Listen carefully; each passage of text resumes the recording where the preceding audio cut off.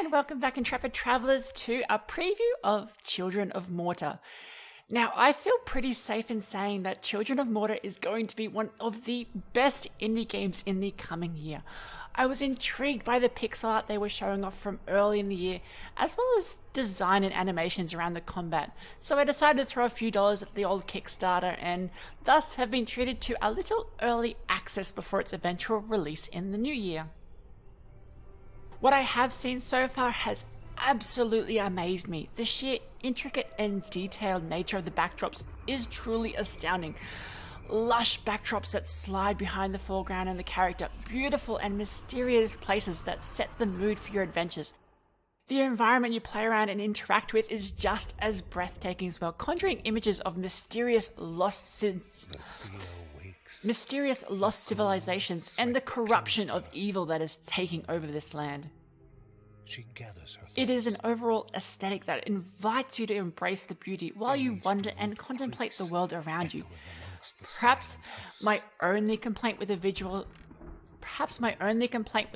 so far is that the UI during gameplay looks a little too clunky and out of place, and does seem to detract from the amazing pixel art that they've made, but it is a minor complaint.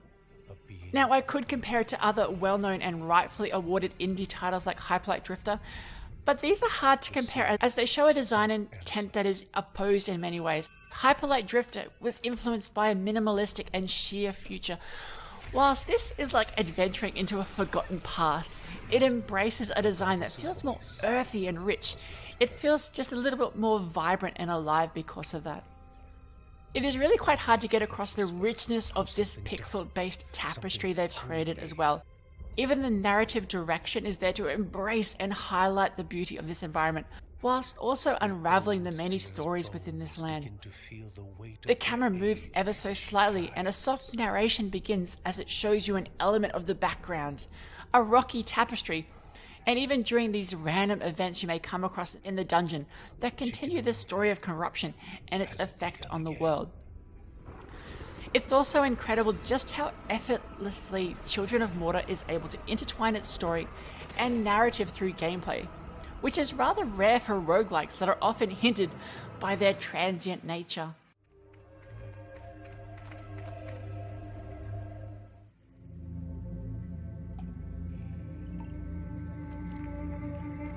Love, truly a divine emotion, even in these dark days. Love motivated this mother to lay her life down for her cub. Love compels the cub to wake her from this now eternal slumber. And it will be love that welcomes this new orphan into the Bergsons.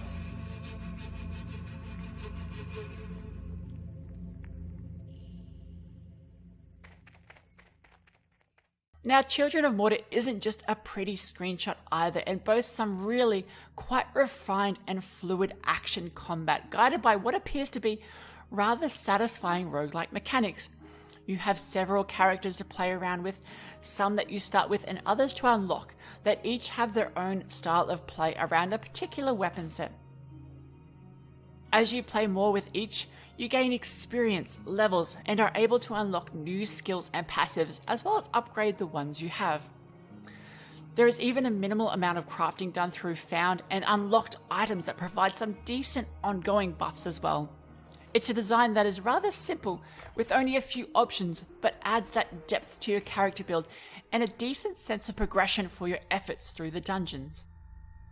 I love each and every character I've played with so far too, which has only been the basic ones, but each feel incredibly fluid with their attacks and a certain strategy around the hit and run tactics you employ against enemies. The skills are a joy to watch too because of their detailed and colourful animations. You have a basic attack that feels quite weighty with a slow animation, and with a dodge and one other special attack to start. It's enough to start with, and then the more you add, the more exciting and chaotic the battles become. You try to keep track of your abilities and buffs as well as cooldowns during combat to get the best effect, while at the same time doing that dance of attrition around enemy packs.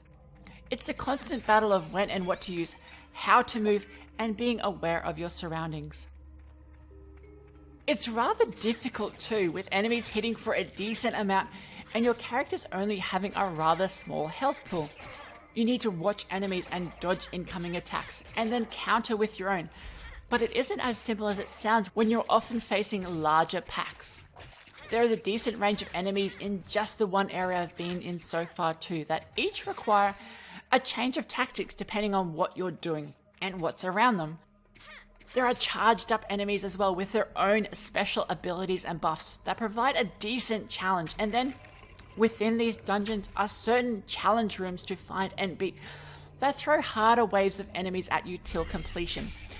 They are intense but fun as the controls just work so fluidly and the animations are so impeccably timed. The archer character that I've been enjoying so far is fun. Usually has you stay back firing off your basic attacks to, down enemies while dodging away, but then one of its first buffs is attack speed, but it doesn't last long and happens after killing a certain amount of enemies, so it's hard to track. Once it's started though, you take that aggressive edge and dive into these dark corridors to kill as many as possible within that time frame. It's a large difference between the usual play, and each character I've played does have its own distinction like that, changing up your style of play when certain skills and buffs are available. There is a decent amount of variability during the general gameplay of delving through these dungeons. There is also a decent amount of variability during the general gameplay of delving through these dungeons, not just because of the random nature of how these spaces are constructed each time, but also because you are able to find various buffs and special abilities during your explorations. Various modifiers to your attacks like poisons and multiple hits and knockbacks, time-based buffs to your character that give experience and stamina and damage, and then hidden around these spaces are shrines to unlock an ultimate ability, with one at each shrine you can swap between. All this creates a lot of variability to the experience of each and every dungeon run. It really is a magnificent indie game as it is right now, that rivals the best that have released this year and the many others I've played over the years. It's still only in alpha at the moment, as I received it much earlier due to a Kickstarter pledge, and based even on this early state, I can say without a doubt it is well worth your money.